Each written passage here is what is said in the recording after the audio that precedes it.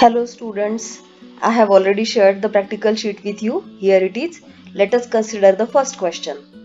The first question deals with the normal distribution. So the target distribution is normal 0 1 random variable and the proposal distribution is double exponential distribution with parameter alpha. So if this is the proposal and if normal 0 1 is the target, then how can we implement acceptance rejection sampling method to generate random sample from normal 0 1? So the first question is, show that the upper bound is this and that the minimum of this bound is attained for alpha equal to 1. So there will be the upper bound is a function of alpha. So naturally you would want to have lowest possible upper bound so that you will need less number of observations, or you would be discarding less number of observations. So to have that, obviously you would like to have the minimum possible upper bound, and so we have to show that this is attained for alpha equal to 1. Then secondly, show that the probability of acceptance is then root of pi upon 2e and reduce that to produce one normal random variable. This accept reject algorithm requires on an average 1.3 normal, not 1.3 not normal, 1.3 observations from the proposal distribution. So, and finally implement accept reject algorithm to generate a random sample of size 10 raised to 5 from normal 0 1. So let us see how we can solve this.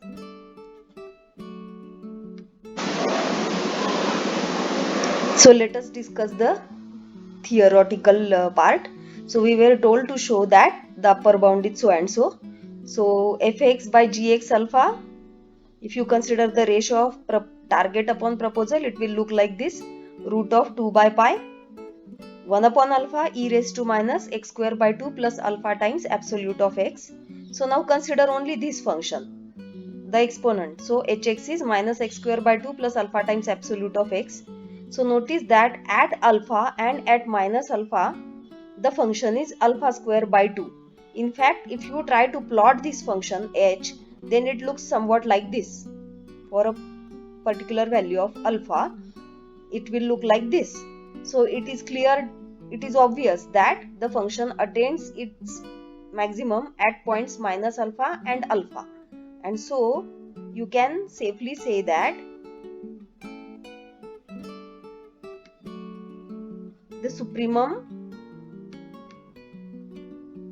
of this fx upon gx alpha is root of 2 by pi 1 upon alpha e raised to alpha square by 2. So because the supremum is attained at point alpha or minus alpha, so put either alpha, x equal to alpha or x equal to minus alpha, you get the same answer. So this will be simply e raised to alpha square by 2 and the remaining term will be as it is.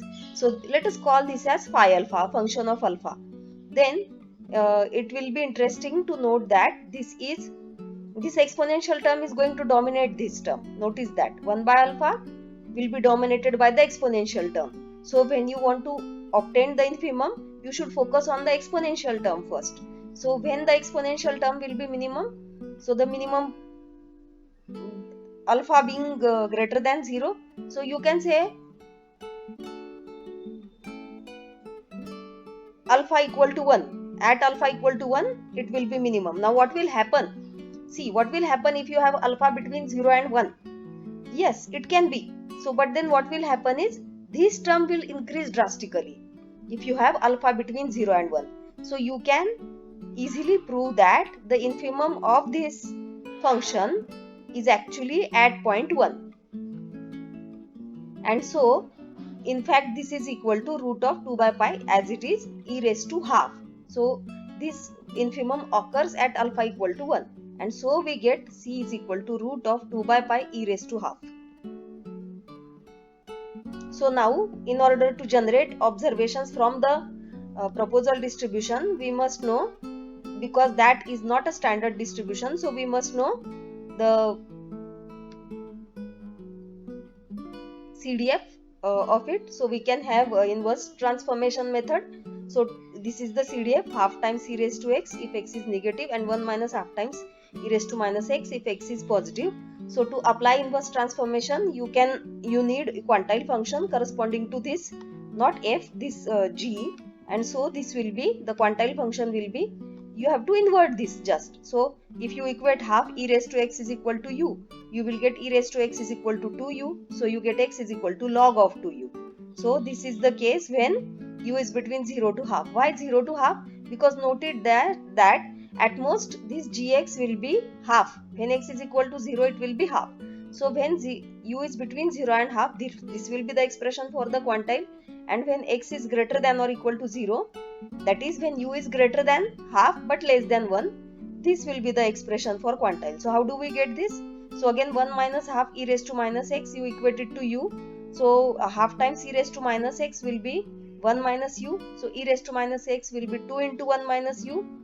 So minus x will be log of 2 into 1 minus u. So x will be minus 1 times log of 2 into 1 minus u. So this is how you get the quantile function.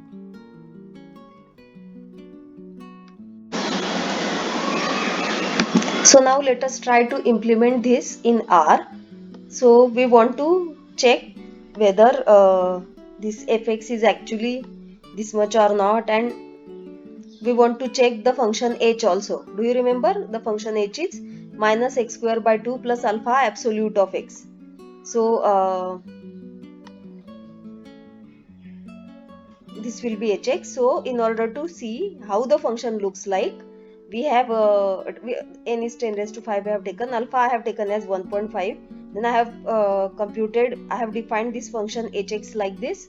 So it is user defined function. I hope this code is visible to you. Now I think it is better. So this h is minus x square by 2 plus alpha absolute of x.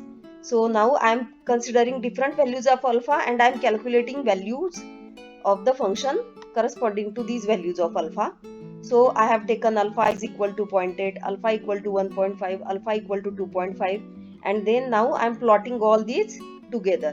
So you will agree. So have a look at the plot finally. See, this is how it looks like. See, every time the function is maximum at point minus alpha and alpha. Here again, here also at minus alpha, and here it is clear to you. See, it is minus alpha and alpha. So 2.5.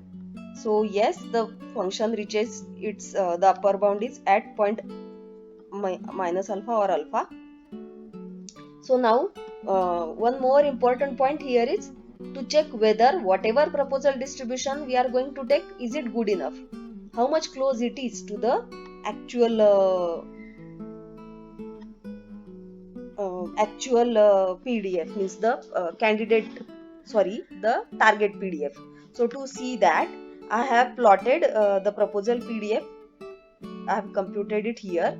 Target PDF I have computed here, and now I am plotting them together. So have a look at this. So notice that in fact the target PDF is, this is the target PDF, this is lying inside the proposal PDF. So all the time proposal PDF is taking higher value than the target PDF. Don't look at the difference between the two, because finally your algorithm is going to depend on the ratio of the two and not the difference between the two. So you can notice that here this difference is maximum. So here also, so the ratio will also be maximum here. So how much large is the ratio, isn't it? Is your upper limit valid or not? So theoretically we had shown that the upper limit is, here I have stored it in m. So the upper limit is root of 2 by pi e raised to 0.5. So this comes out to be 1.315489. So do you remember what was the question? See here, let us go back. See, the rejection algorithm is going to need on an average 1.3. So yes, that is the case. Here you are going to need on an average 1.3 observations. Now let us continue with the code. So here k is the counting variable. So in k we are counting the number of observations which are actually following the target distribution. In x we are going to store the values which are going to be from the target distribution. So as usual, I in 1 to n. So we are generating first observation from uniform distribution 0 to 1.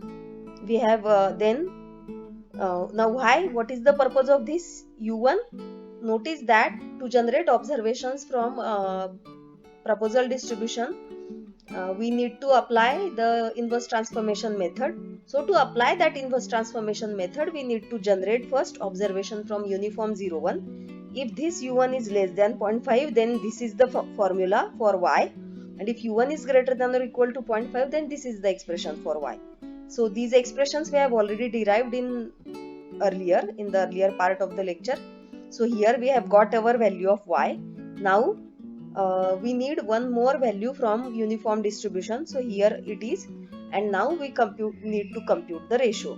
So how do we compute the ratio? So in the numerator we have target distribution at this point generated here, and in the denominator we have the constant, the upper bound multiplied by the the proposal distribution at the point generated here. So here it is. So if this u is less than or equal to this ratio, then we are going to accept this y as an observation from x, otherwise we are going to reject it. So we have implemented this algorithm here. So you can see the output. If you run this, you get 75,804 observations ultimately. So out of 1 lakh observations, 75,804 observations are getting accepted. So acceptance rate is around 0.758. So which is really good here. So now let us see. We must verify whether whatever observations we are calling as observations from the target PDF, they are actually coming from the target PDF or not. So a simple way is to check the density plot. So if you look at the density plot, doesn't it look like normal PDF? Yes. If you look at the histogram again, it looks like a normal PDF. So here the solution to the first question is complete.